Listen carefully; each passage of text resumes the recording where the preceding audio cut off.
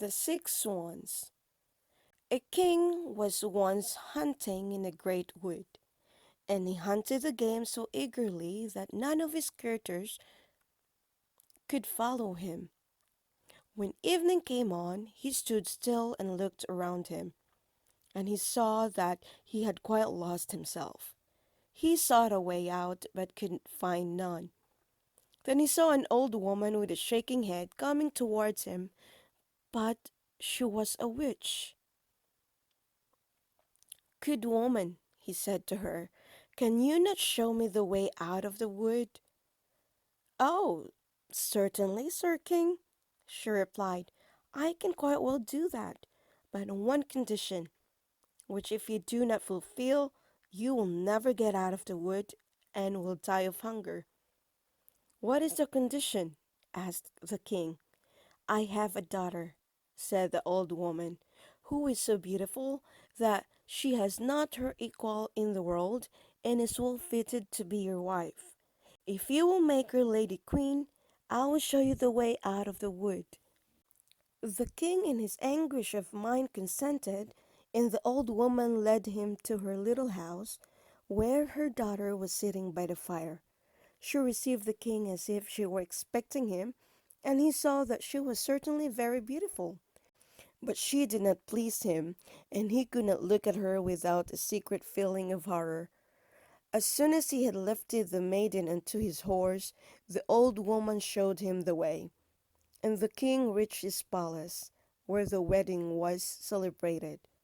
The king had already been married once, and had by his first wife 7 children, 6 boys and 1 girl, whom he loved more than anything in the world.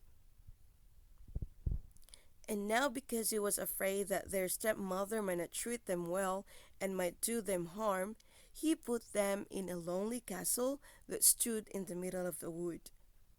It lay so hidden, and the way to it was so hard to find, that he himself could not have found it had not a wise woman given him a reel of thread which possessed a marvelous property. When he threw it before him, it unwound itself and showed him the way. But the king went so often to his dear children that the queen was offended at his absence.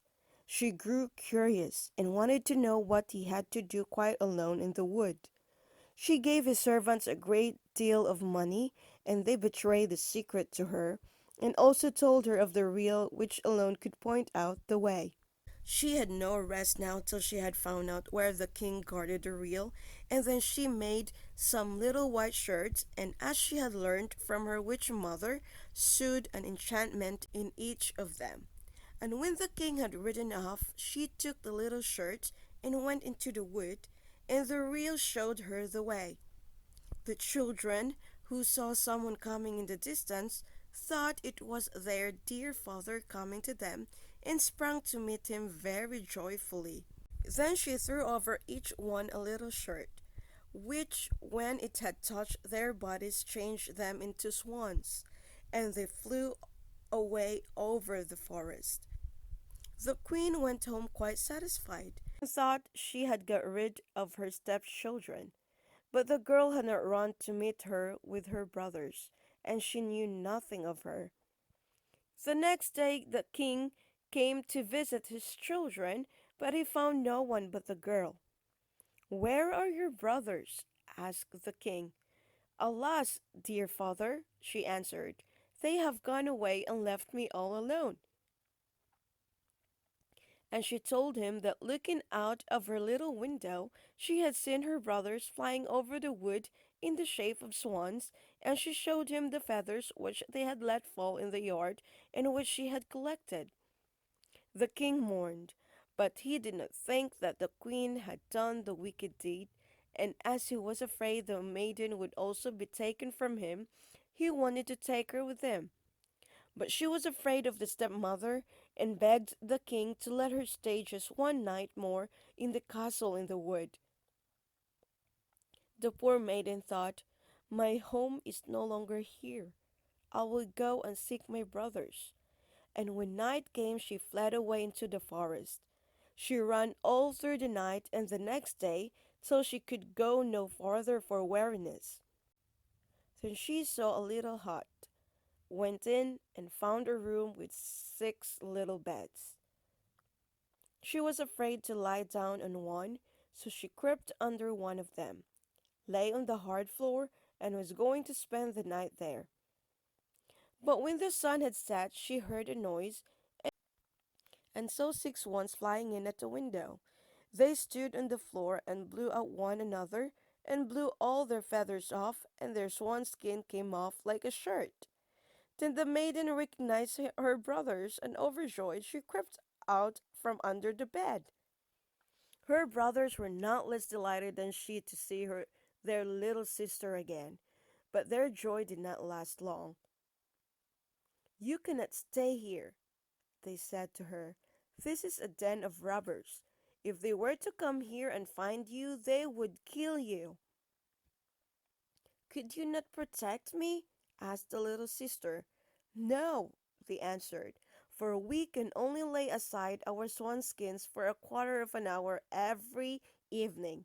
For this time we regain our human forms, but then we are changed into swans again." Then the little sister cried and said, "Can you not be freed?" "Oh, no," they said. "The conditions are too hard. You must not speak or laugh for 6 years, and must make in that time 6 shirts for us out of star flowers. If a single word comes out of your mouth, all your labor is vain." And when the brothers had said this, the quarter of an hour came to an end, and they flew away out of the window as swans. But the maiden had determined to free her brothers, even if it should cost her life. She left the hut, went into the forest, climbed a tree, and spent the night there. The next morning she went out, collected star flowers, and began to sew. She could speak to no one, and she had no wish to laugh, so she sat there, looking only at her work. When she had lived there some time, it happened that the king of the country was hunting in the forest, and his hunters came to the tree on which the maiden sat. They called to her and said, "Who are you?" But she gave no answer. "Come down to us," they said. "We will do you no harm." But she shook her head silently.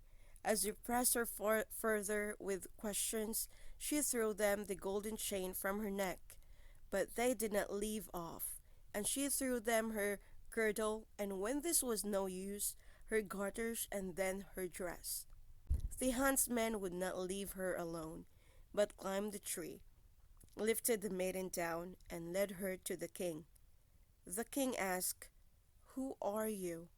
What are you doing up the tree?" But she answered nothing.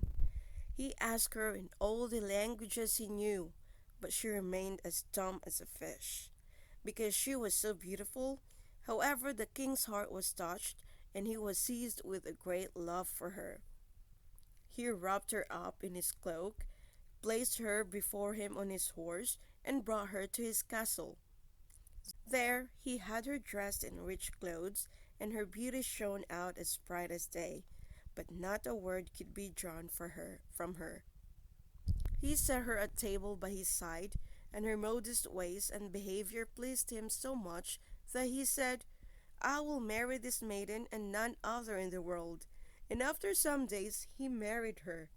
But the king had a wicked mother who was displeased with the marriage, and said wicked things of the young queen. "Who knows who this girl is?" she said. "She cannot speak and is not worthy of a king." After a year, when the queen had her first child, the old mother took it away from her. Then she went to the king and said that the queen had killed it. The king would not believe it, and would not allow any harm to be done her. But she sat quietly sewing at the shirts and troubling herself about nothing. The next time she had a child, the wicked mother did the same thing. But the king could not make up his mind to believe her. He said, "She is too sweet and good to do such a thing as that. If she were not dumb and could defend herself, her innocence would be proved."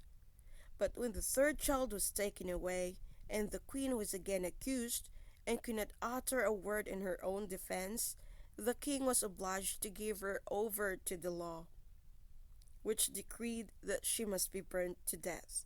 When the day came on which the sentence was to be executed, it was the last day of the 6 years in which she must not speak or laugh. And now she had freed her dear brothers from the power of the enchantment. The 6 shirts were done. There was only the left sleeve wanting to the last. When she was led to the stake, she laid the shirts on her arm, and as she stood on the pile and the fire was about to be lighted, she looked around her and saw 6 swans flying through the air. Then she knew that her release was at hand, and her heart danced for joy. The swans fluttered around her and hovered low so that she could throw the shirts over them. When they had touched them, the swan skins fell off, and her brother stood before her living, well and beautiful. Only the youngest had a swan's wing instead of his left arm. They embraced and kissed each other, and the queen went to the king, who was standing by in great astonishment, and began to speak to him, saying, "Dearest husband, now I can speak and tell you openly that I am innocent and have been falsely accused." She told him of the old woman's deceit, and how she had taken the 3 children away and hidden them. Then they were fetched, to the great joy of the king, and the wicked mother came to no good end. But the king and the queen, with their 6 brothers, lived many years in happiness and peace.